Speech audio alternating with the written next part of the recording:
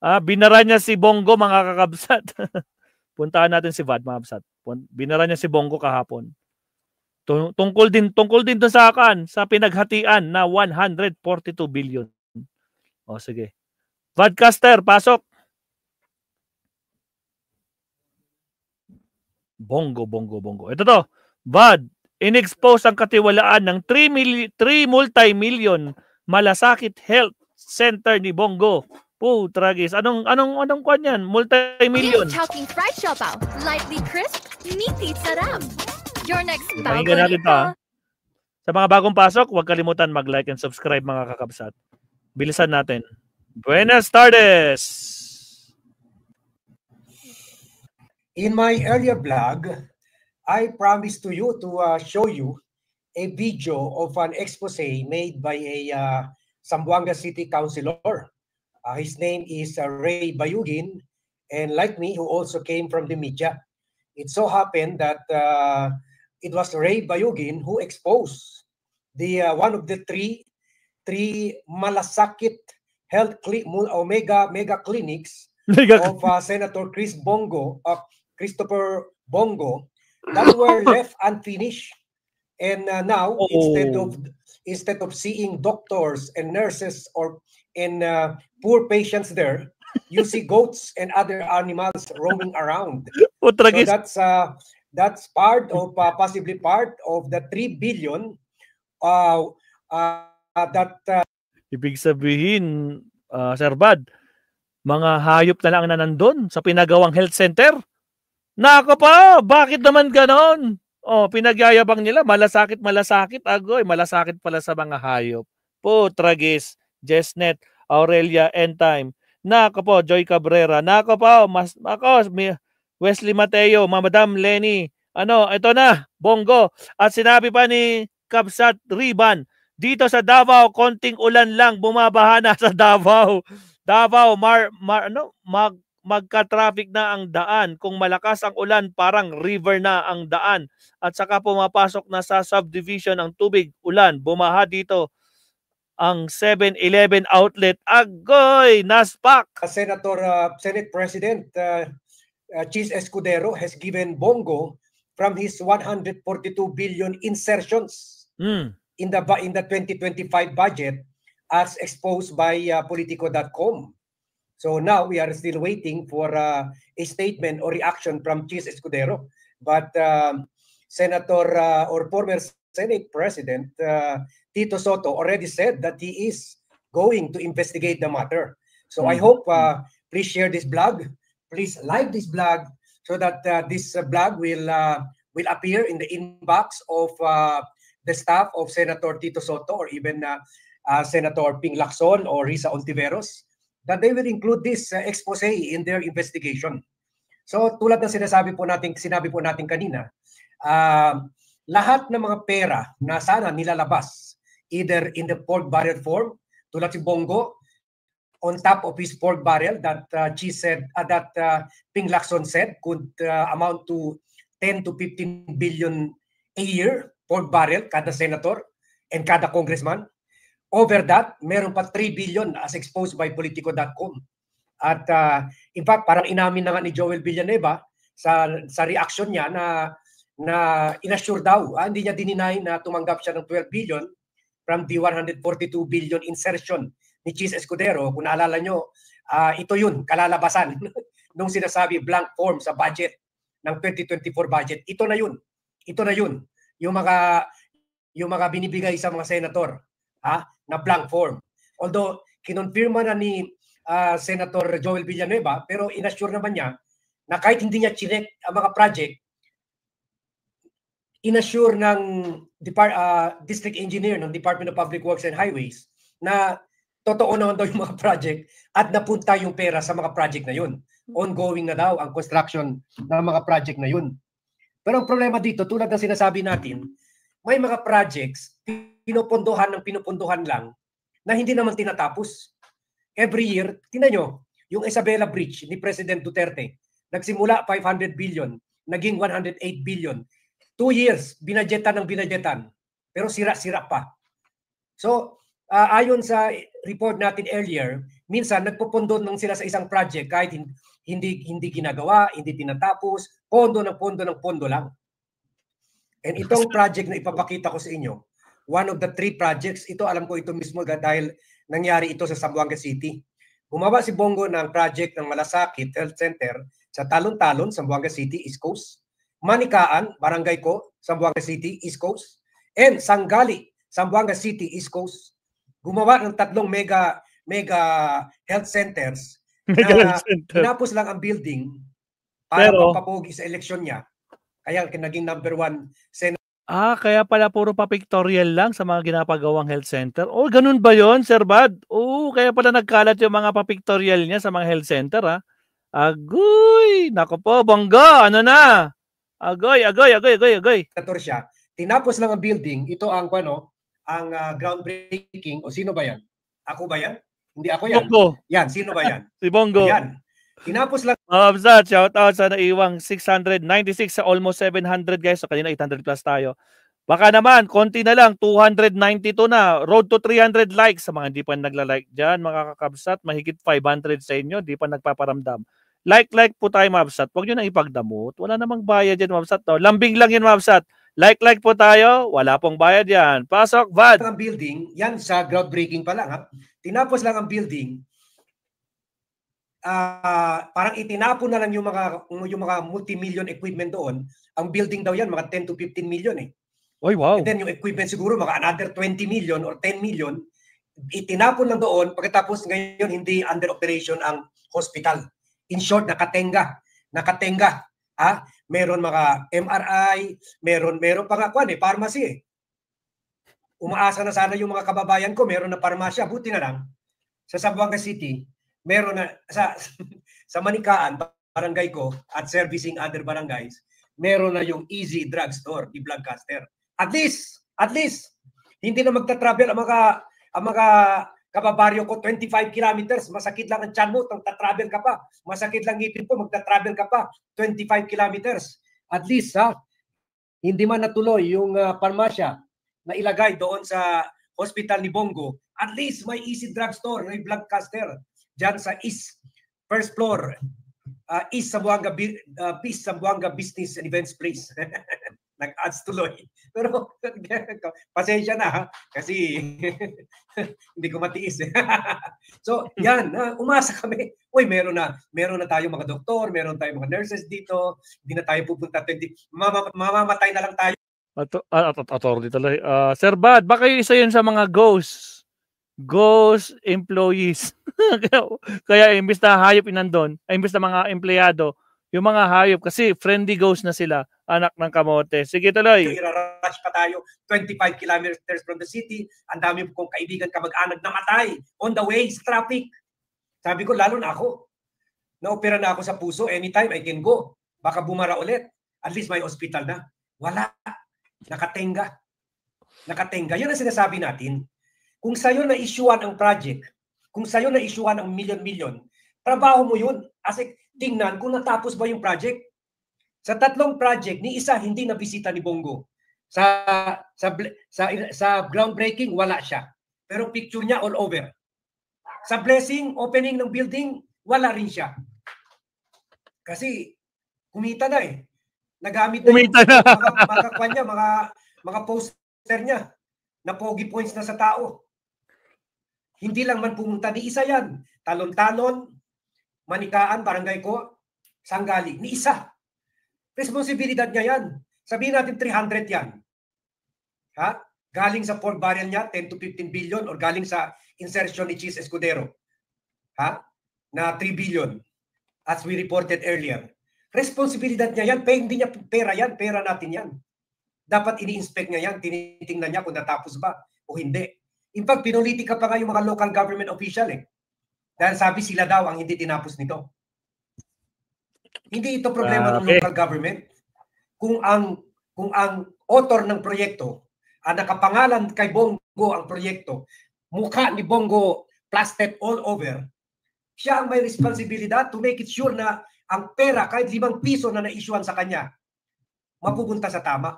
Di ba ikaw kung empleyado ka ng gobyerno, let's say let's say, o kaya sa privado, kung mag-issue sa'yo kahit 50 pesos, para sabihin, o sige, bumili ka ng duct tape. Di ba may resibo ka dapat? Dapat tinitiyak yung nagbigay sa'yo ng pera na bumili ka ng duct tape. Hindi ba? 50 pesos lang yun. Bakit ito? 10 to 15 million. Walang paki si Bongo, basta lang ma-plaster yung pangalan niya, mukha niya. Yan o. Basta lang, andyan yung mukha niya. Kese hoda na. Kung tinapos yung project o hindi. Kese hoda. Bahala ko sa buhay nyo. Ha? Sige, i-play na natin. Pero pasensya na, medyo maliit lang talaga ang screen.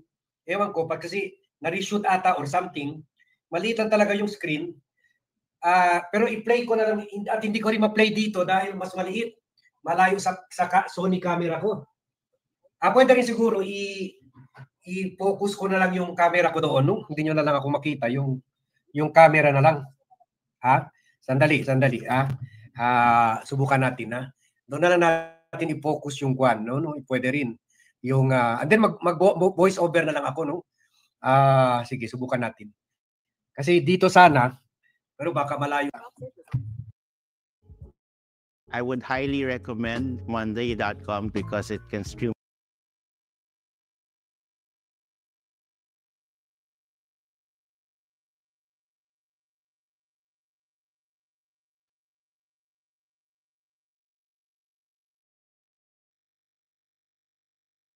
ng kwan.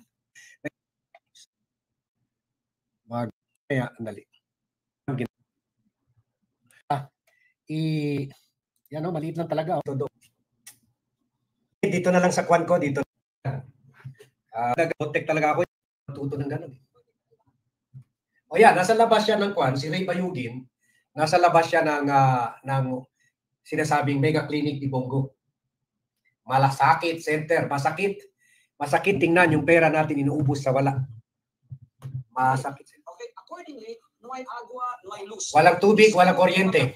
El guardia aquí, depende lang sila na ulan. Kahit yung gwardiya, kumukuha lang ng tubig sa ulan.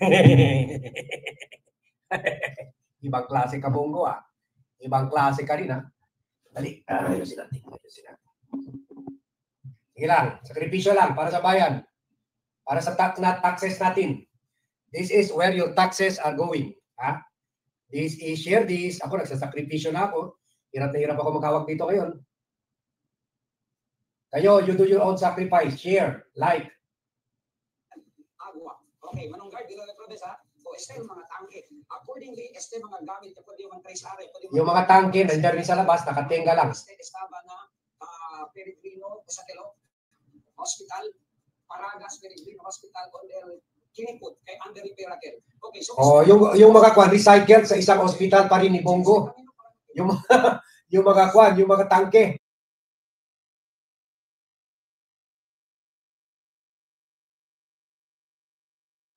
Kinuha lang sa isang ospital, nilagay dyan. Yung agwa, kinukuha lang tubig sa ulan. Walang tubig.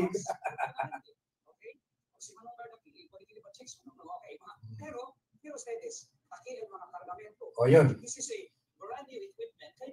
Mga equipment, andyan lang, nakatenga lang. May conference room, pero ginawang bodega.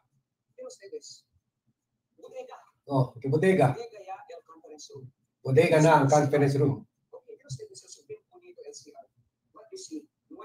Magandang CR, walang tubig. Dali, patayin ko yung ilaw. Ayan. Okay. Sila Ray Bayugin. Building daw para sa promotion purposes lang. Always supposed to be extraction area. Extraction area. Para kunin ng dugo. Clinical laboratory. Exit, walang ilaw. Mga beddings, nakatambak.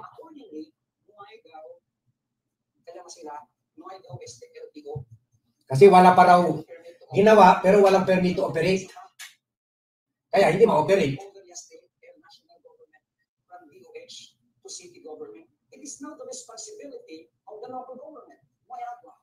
Pero problema rin, sabi niya responsibility kasi kalaban niya yung mga local officials. Sabi niya na turn over na daw ng national government.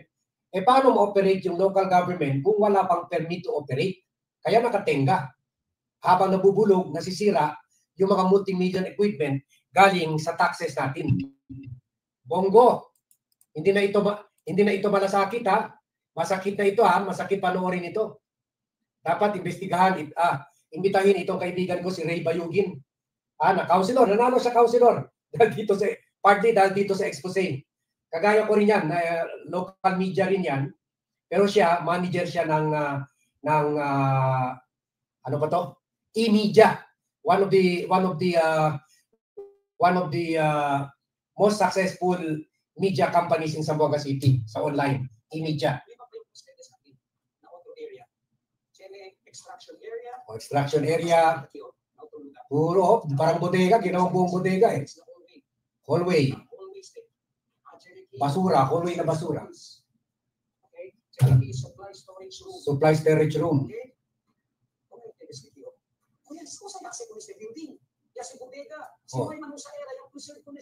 Ginawa ng bodega yung buong building.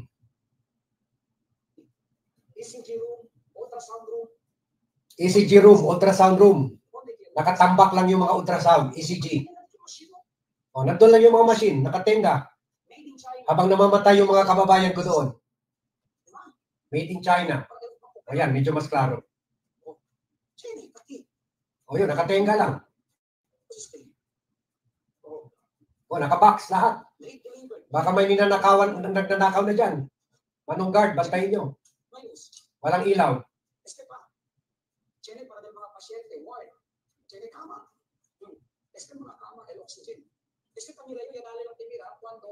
May mga oxygen, mga ward, pero wala naman doktor, walang nurse.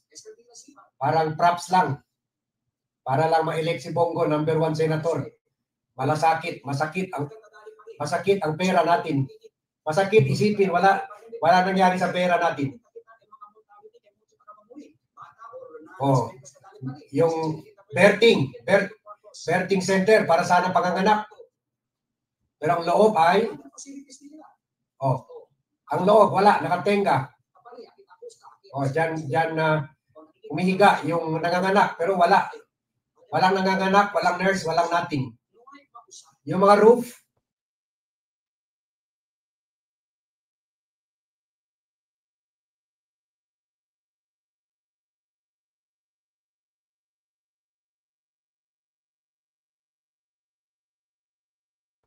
hindi pa nagamit, bumabaksak na.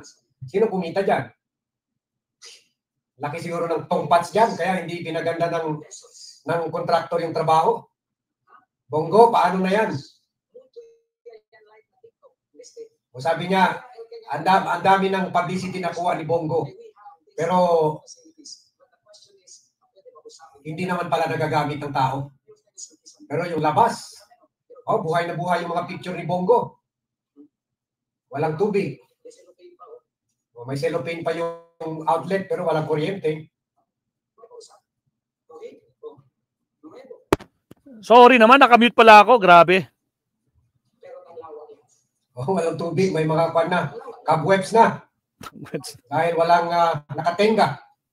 Yun, sabi ni Nix Donges. Pasakit Center. Pasakit Center. Pasakit Center. Putragis. Sorry, nakamute ako kanina. Sabi niya complete sana pero hindi walang operation. Masakit daw sa kalooban niya. Malungkot daw siya, millions and millions nilalagay dyan. Taxpayers money. Pero hindi nakikinabang ng tao. Yan ang Pasakit Center ni Bongo.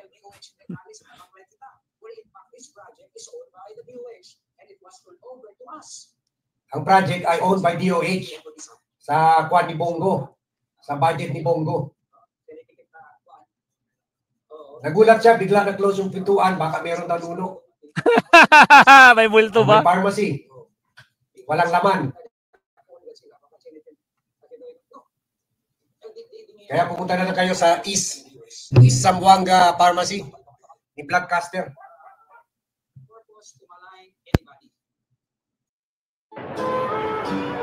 Harang na naman, harang.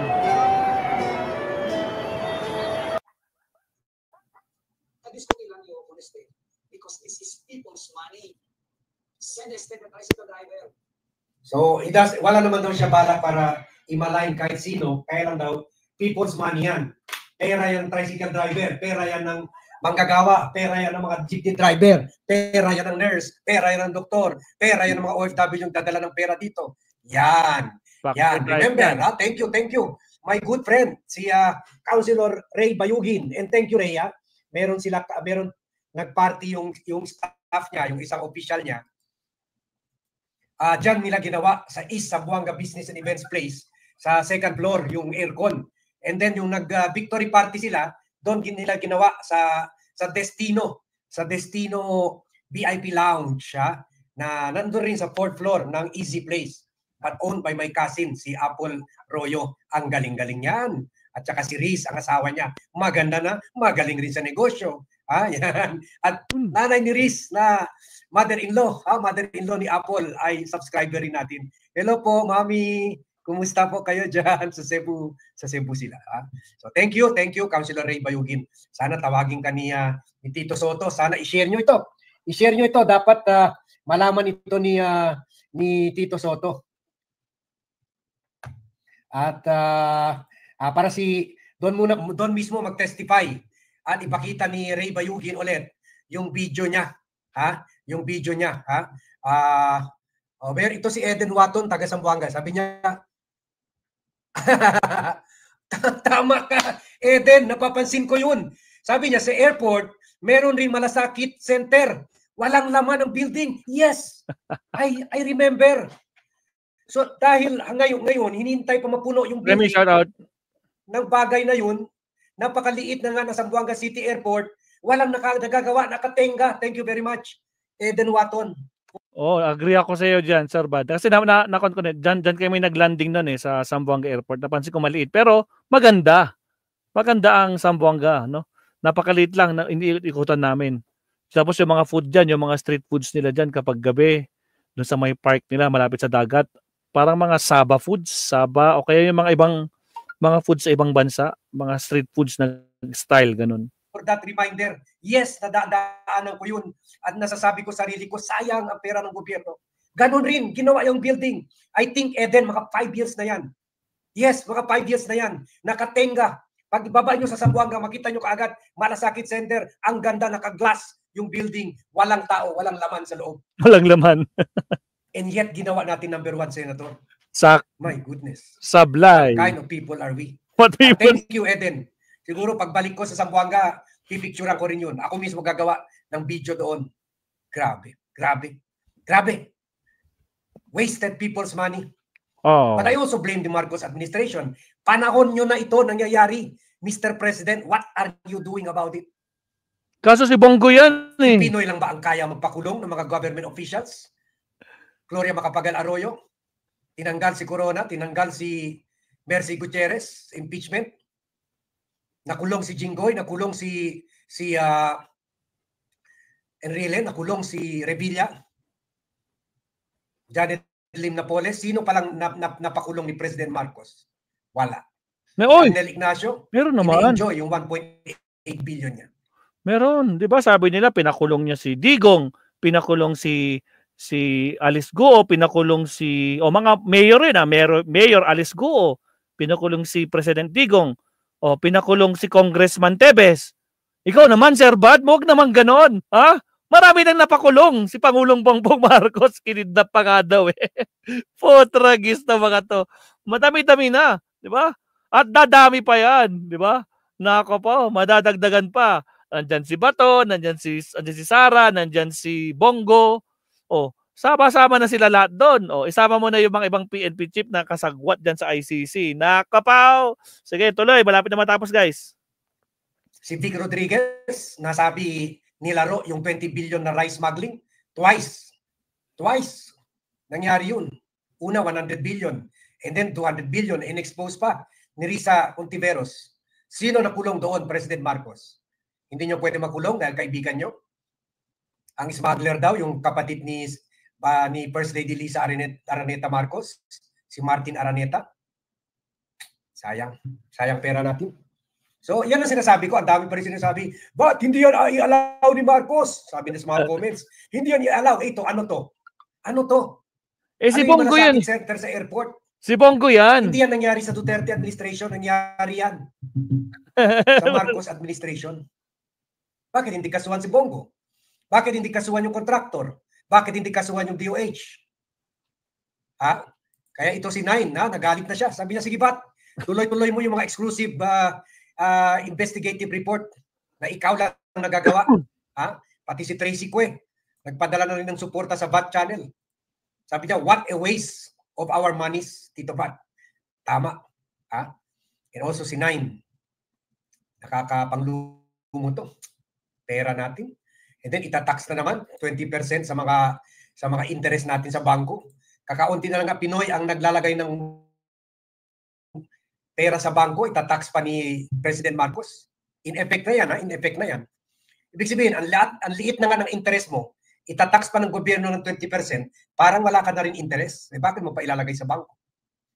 Kaya nung nangyari yan, na-announce ng Malacanang na mayroon ng 20% interest sa natin, bagong expanded tax na naman ni Recto, sabi ko ay buti na lang yung pera ininvest ko sa Zamboanga City. Nakakatulong na ako magkakaroon ng trabaho at nakakaroon ng medisina, mura at quality medicines sa Easy Drugstore. Okay na tayo kay Sir Bad. Tapusin lang natin yung poll natin, Mabsat, no? So tinapos ko na po ang resulta po ng mga kakabsat, ha. Ang resulta po ng poll natin for today, sang-ayon ka ba dito sa plano ni Senator Tito Soto na imbestigahan itong mga sangkot dito sa 142